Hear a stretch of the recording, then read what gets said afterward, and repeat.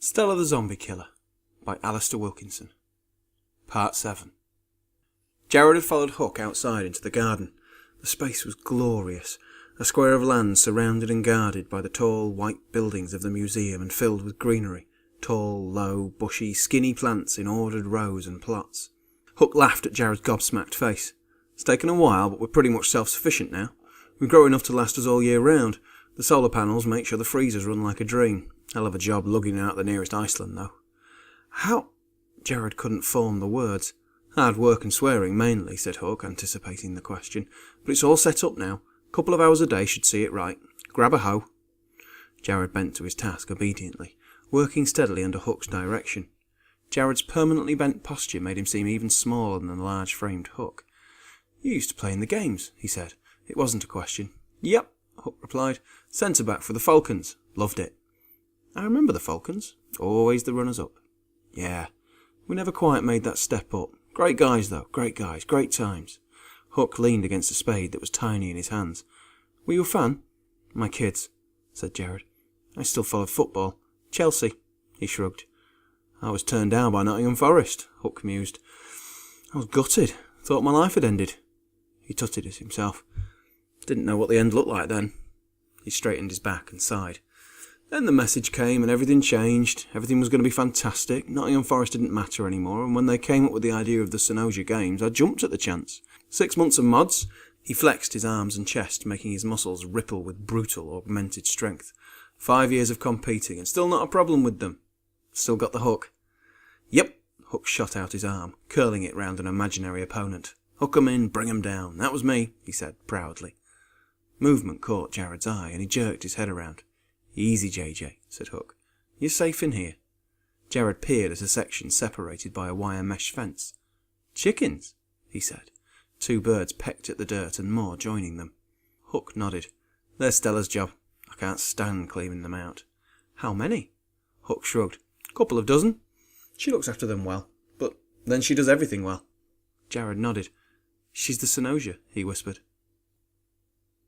The pole was a blur in Stella's hands as she smacked the 3 deads on their arms and shoulders, sending them tottering around the room, bumping into each other, against furniture, falling and trying to regain their footing. Come on, guys, you can dance harder than that. Pick up the pace. She moved with a grace and speed that would have made live people look clumsy, so the deads were like scarecrows on strings, and Stella pulled and pushed them, even risking a shove with her hands. She was glad of her black fingerless gloves, but her fingertips pressed hard into their clothing, and she could feel the rotten flesh yielding to the bone beneath.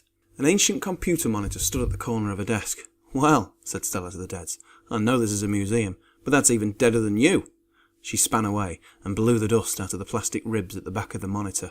If we could just teach you guys to clean. She smacked the nearest dead on the nose, jabbing into its face, breaking skin and bone. She boxed the creature's face, laughing loudly as its head jerked back and forth, its wispy hair dancing to the blows. What do you think? She said. Can I get away with a dozy-do? The dead stared at her, its bloody face slack, drool dripping from its mouth, its yellow eyes unresponsive. Stella dropped the pole and lurched at it, grabbed its wrists, cracking the bones beneath a thin veil of skin, and spun it around so quickly that it couldn't attack her properly, managing only to thrust its face forward and champ its teeth uselessly.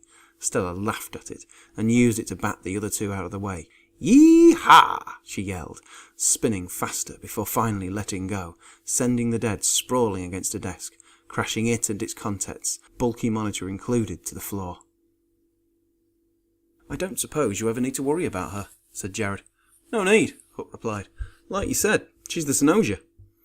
Jared noticed that this last was said without Hook's usual enthusiasm. He saw Jared's expression. I guess I'm just jealous, he explained. I never got to win. You're winning now. Jared raised his arms to take in the garden. Yeah, Hook smiled. I've got my uses. Have you 2 been together since the crash? Yeah. It was a tournament. The Falcons were already out, but the Mariners, Stella's team, they were going all the way. I remember. It was on the TV. She scored more points that night than she ever had before. It was going to be her year. I hung around to watch, Hook added, slightly sheepishly, Jared thought. You know, just to be part of it. Wembley Stadium, 110,000 people all chanting her name. It was history and I wanted to be there. Jared watched the big man talk. The memories filled him, making his face shine with colour, like he was remembering a dessert trolley. You never managed to hook Stella, did you? Jared asked. No chance, Hook laughed. She was too quick for me. He glanced over the roofs in the direction of the Natural History Museum. Still is, he added. She always goes out alone? A lot of the time. We go together when she's already scouted an area or planted the thumpers. She's a bit more subtle than me. Whoa! Head rush. Settle down, guys. We're just getting started. Plenty of time. Stella wiped her brow and stooped for the pole. Spinning it casually, she walked to the prone zombie. It raised its head as she approached and dragged its feet into itself, preparing to stand. She brought the pole around in a blurred arc, smashing one and then two kneecaps.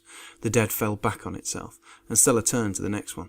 She charged it, pole horizontal like a lance, and skewered the dead in the stomach, pushing it back against the wall, smashing shelves and sending their contents tumbling to the floor.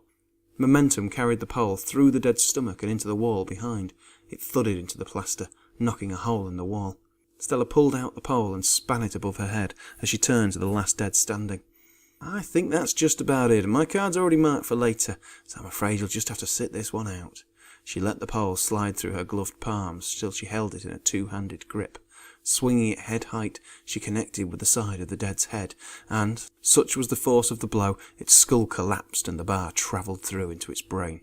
Gross, she said, and, without looking, buried the end of the bar into the head of the dead slumped at the base of the wall. The one with the broken knees was using its arms to crawl to her. She shook her head at its efforts as she stooped for the monitor. Who said old tech is useless, she said as she dropped it onto the dead's head. Its crushed skull spewed blood and brain matter over the floor, making her skip to the side to avoid it. Watch it! These boots don't grow on trees. Glancing up, she saw the door to the rest of the museum start to bulge. About time, she said as the face of another dead peered around the door. Do you know how long I've been waiting? She turned and moved to the broken window in the glaring daylight. Laters, she sang to the dead and jumped back out to the front of the Natural History Museum, leaned against the wall and propped her foot casually against the bricks. What about you, JJ? What did you do before the crash? Said Hook. Jared started to correct the other man on his name, but he left it. It was nice to have a new identity. Army, he said.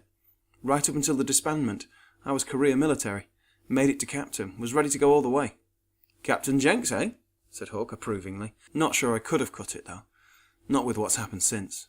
You're still alive, Hook pointed out. Yeah, Jared nodded. I'm still alive. What did you do after the army? I heard a lot of them volunteer for the Angels. You heard right. I was in Angel Control, overseeing deployment and the first beats. It was successful. It worked. Best job ever. Hook nodded. Angels all over the world instead of armies. It had been a bright new dawn and, like Jared said, it had worked. Everyone getting along and letting the Angels protect and serve. And the games to entertain. He and Jared had been at the forefront of the New World Order, and they had made it work. Stella leant against the outside of the Natural History Museum. The trees were huge, but she could still see that the deads on the roads were more numerous now, a dozen or so scattered across the once busy tarmac. She imagined the cars thronging the roads, the trees neatly pruned, the people on the pavements, the cyclists, the buses, the noise. So much noise and now nothing. A city of millions, just a dusty, overgrown tomb populated with the dead. They could never clear them all, she realised. There would never be enough batteries or thumpers to let them move through the city, or they would reach their limit and they would have nothing but the garden. Stella knew it would never be enough, and that one day she would be too slow, and a dead or an angel would kill her. She reached down to the tanto strapped at her thigh, and pulled it out of its sheath in one smooth motion. The long blade glinted in the sunlight as she raised it high. It was in the dead's head as soon as it poked itself out of the window, its body slung across the high windowsill. Stella dragged it forward so that its waist was on the sill.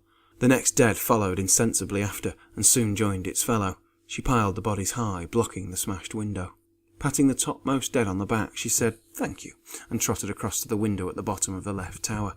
Fishing into the pockets of her combat pants, she pulled out a pair of glass suckers and a glass cutter. She quickly scored a rectangle big enough for her to squeeze through, and lifted the pane away with the suckers. Inside were two more deads. "Shh," she said to them, placing her finger to her lips.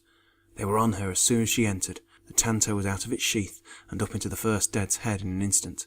The second she allowed to come close, before finishing it off with the same quiet efficiency. She crept to the open door, and peered into the main building.